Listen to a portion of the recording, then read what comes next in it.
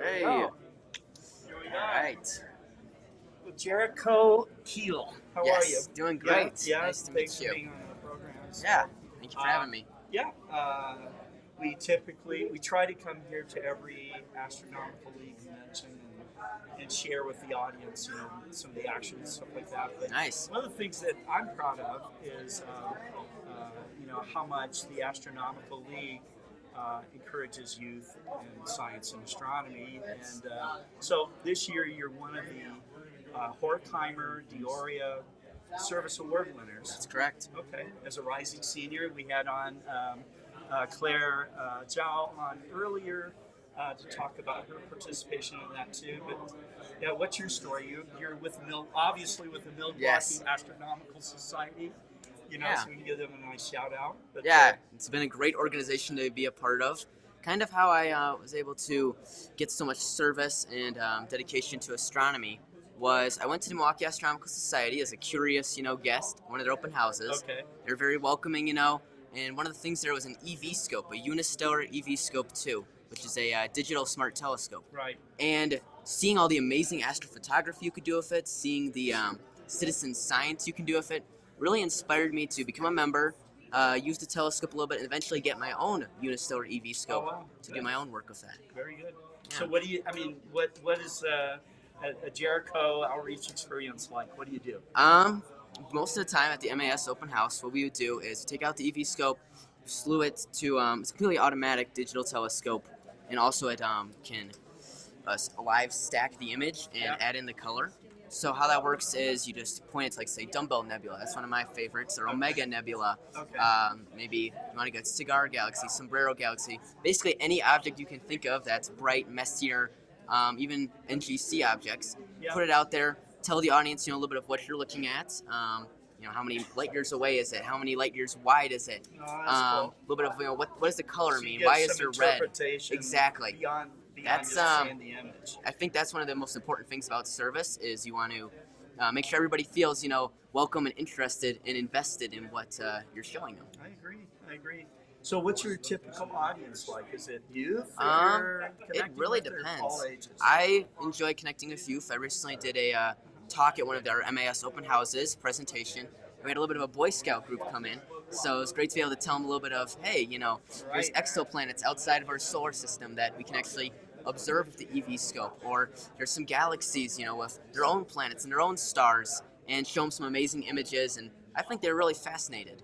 But most of the time, it's just a wide variety of ages that are just curious about what's up in the sky, what's up in the heavens, Right. and they just come on by and are curious, what does this observatory, what does this telescope have to offer, what can it do, and as a service award, winner, I just wanted to show people how that works, how they can get connected with that, and learn so much about heavens above us. So you do most of this through Milwaukee Astronomical Society? The astrophotography and outreach would be mostly the MAS's contribution to that. I see. But in terms of the citizen science, since I have my own EV scope and I'm homeschooled, a lot of that is spent at my own home, Okay. doing you got cosmic variable observations, you have exoplanet transits, asteroid occultations, a lot of very unique things, sometimes time sensitive, but most of the time it's data collection. So it's not the best for outreach, but it still has unique service opportunities in helping professional scientists as well. I can believe that. I know that they have their citizen science program. Have you participated in any of that as well? Yes, I've been very active in the MAS's citizen science. It's been really unique to be able to just, they have a unistellar Slack, so message, other MAS members and say, hey, I'm going to try to go for this asteroid occultation. How about you? And see, the president, Matthew Rhino, or a good friend of mine, Scott Lancel, chime in saying, yeah, we want to do this, and try to see if we can capture a successful asteroid pass in front of a star, and that's cool. Find out, so much more information to help the professionals. Let's just go back to years ago, perhaps. When did you first become interested in astronomy? Honestly, I can't remember a specific date. It's been just as long as I can remember, been passionate about astronomy. I feel like it's kind of almost innate nature, God-given nature, just that passion of looking up and seeing, thousands of stars, the moon, the planets, even the things you can't see, with your naked eye, or even exoplanets. You can't see that with a telescope. It's all indirect imaging. Right. That just uniqueness, I think, kind of inspired me, a sense of curiosity and wanting to discover more about the amazing things up there in outer space. So there's no real, it's not like I had any family members that suggested I should try it, even though they've been very encouraging of it. Supportive. Very right? supportive, That's amazingly supportive, especially as a homeschooler. It's been, the support I've been getting from my parents and friends and family has been very Any amazing. special mentors for you, or was this, I are would you a say self-starter? it depends. I would say Master Rhino has helped me. He taught me how to use the EV scope, encouraged me, to get one and to work on that citizen science. He's been a great help there. But a lot of the finding, I want to do this exoplanet transit. Unistellar makes it very easy for individuals to just find that on their own, and also their professional scientists of Unistellar can help encourage you as well. So That's right. many people have been helping me in that journey. And they always will, I think.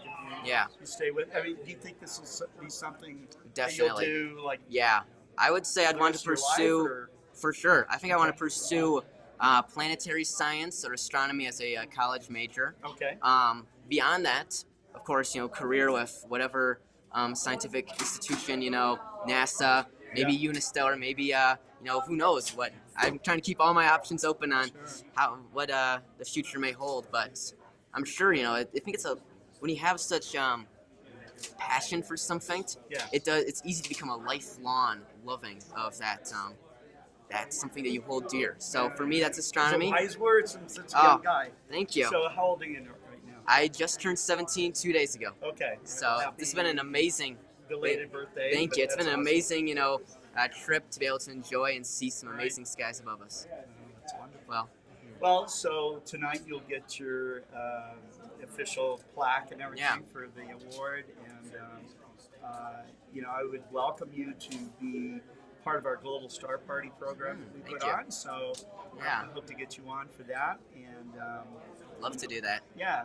So you mentioned you don't have a website right now, but not yet. But we'll be looking forward to that. Yeah, and, some sort of way people can connect with me and try to, tell other people, part of that service and that outreach is putting yourself out and, being like, hey, how can I help other people get connected to astronomy?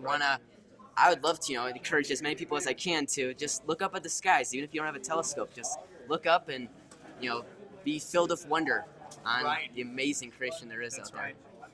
I mentioned this earlier in one of the other interviews I did today, but there's a big concern in the world about youth, especially young people, and their sense of hope for the future. What's your take on the future? Are you an optimist about what the future holds, or are you frightened by what the future holds? That's a very deep question. I personally lean more optimistic. Yeah. I think part of the reason I'm so interested in astronomy is I'm driven by my faith, and I think that helps me stay low grounded and try to just kind of that. When I look up at the sky, I don't think, oh wow, I'm so small, and even though it is insignificant, even though we are a smaller planet, and there's so many other planets out there. Right now, we're the only planet that has, life and intelligent life and sentient life, and I think that is just huge. That should give us that sense of hope and optimism. But also, there is artificial intelligence. I kind of want to. That can be a blessing and a curse. I think I kind of want to go into scientific writing. You've done a lot of things that have been a blessing and a curse. So, that is very true. Yeah. And I kind of want to go into some writing. A little bit about my science. And I've been doing a little bit of that with Milwaukee Astronomical, writing in their newsletter just about citizen science I've been doing. Wonderful. But whether that's just news about what professionals are doing or amateurs or just anything, I'm pretty interested in that. But of course, AI can have a little bit of that. Write articles at incredibly fast speeds. I hope that doesn't replace humans and hinder our creativity at all. I don't think it'll ever replace human creativity. So, I hope not. Yeah. I know. So I don't think it will. But it can be very helpful in helping us do things that were quick data analysis or trying to crunch big data or all kinds of things. So I think it will be an exciting future. It's definitely, the future is always exciting. I'm excited for it. Me too. Can't wait to see what's in store. Well, Jericho, is there anything that you want to add? Like, would you encourage other young people to get involved in astronomy like you are? Yeah, absolutely. One of the most unique and exciting things being able to do with the Unistellar EV scope is that citizen science. It's incredibly easy to get invested in it and, do light curves of planets passing in front of distant stars, being able to determine how fast the planet orbits, how fast it goes around that star. Valuable information like that. That's one of the things I'm very passionate about. Professional. Oh, for sure. Right? That's a great help to them. I've actually already been in one published science paper, a little bit on some of the brightness and magnitude of certain stars with the EV scope measuring that. Looking forward to hopefully more. So I would just encourage anybody who's really young and has that, curiosity or passion about outer space, that they should, first of all, maybe get invested in a local club or maybe a local library. I work at a local library, and they have some great, resources for any way, to grow knowledge about something you're passionate in. And from there, determine, is this, something I wanted to have just as a hobby, that I love to do on the side, or is this something I want to, basically dedicate, the hours of the day and night to doing, in excitement and discovery of that. I would urge young people, if they're interested in that, to not give up, not think that astronomy is a dying field. I think astronomy is an extremely growing We field. are in the golden age of astronomy right Yeah. now, right? Yeah, for sure. You've got a telescope that's basically a laboratory, Exactly. self-contained. Exactly, and it's only 4.5 inches. Yeah, right. It's amazing. But, and someone like you, you are out there able and wanting to engage with the public, And so I think that's important. Yeah. So I think that's the best part about services, Absolutely. helping others, Yep. gain that interest, Yep. that excitement. Thanks so much for the interview. Thank you very much, Joe. Yes. Yep, and we will probably have more interviews today, so stay tuned. And we're here live from Bryce Canyon at the 2025 AstroCon convention. Yeah. See you. All right. Thank you.